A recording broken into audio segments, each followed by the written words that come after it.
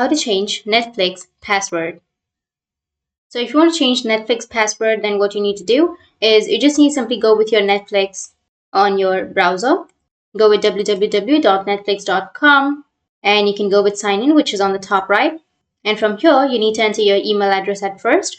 And if you don't remember your password, or if you want to change your password, you can go with forgot password, which is right here. And after that, you can select email or the text message, any option that you are comfortable with. And after that, if you select text message, then you can enter your phone number. And if you choose email, then you can enter your email address and go with email me. And now the email has been sent. So you just need to simply open up your Gmail and you will have the mail right there.